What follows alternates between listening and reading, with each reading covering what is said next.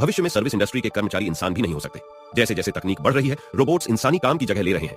उन्हें हर इंडस्ट्री में शामिल किया जा रहा है क्योंकि वे सस्ते और ज्यादा प्रभावी होते हैं। डॉक्टर, वेटर्स और दूसरे काम करने वाले लोग अपनी नौकरियां खो रहे हैं। जब निक की पत्नी मैगी अचानक बीमार हो गई तो निक ने बच्चों की देखभाल अपने हाथों में ले ली, लेकिन अपने सबसे छोटे बेटे और सबसे बड़ी बेटी की देखभाल में वह थोड़ा थकने लगा। इसलिए निक ने एक रोबोट खरीदा और उसका नाम रखा एलिस। निक चाहता था कि एलिस घर का ख्याल रखे। एलिस की मदद से निक की जिंदगी काफी आसान हो गई। जब वह दिन भर के काम के बाद घर आता तो उसका कमरा बहुत साफ सुथरा मिलता। सिर्फ इतना ही नहीं, एलिस ने उनके लिए एक बढ़िया डिनर भी बना दिया। रात को जब निक देर से काम कर रहा था, एलिस ने उसकी बेटी को गिरने से बचा लिया। जब निक वहां पहुंचा तो एलिस के पैर में गलती से कांच चुभ गया था, लेकिन एलिस ने इस बात पर ध्यान ही नहीं दिया। उसने अपने पैर पर टेप लगाया और फिर थोड़ी देर बाद टेप हटाया तो उसका घाव खुद से ठीक हो गया। ये देखकर निक हैरान रह गया। हालांकि एलिस एक इंटेलिजेंट रोबोट थी, लेकिन उसका शरीर इंसानों जैसा लग रहा था और निक को उसे देखकर थोड़ा अजीब महसूस हुआ। उसने जल्दी से अपनी पत्नी के कपड़े एलिस को दे दिए और कमरे से बाहर चला गया। उस दिन निक अपनी पत्नी मैगी से मिलने अस्पताल गया और एलिस भी साथ गई। एलिस की खूबसूरती देखकर मैगी थोड़ा असहज हो गई।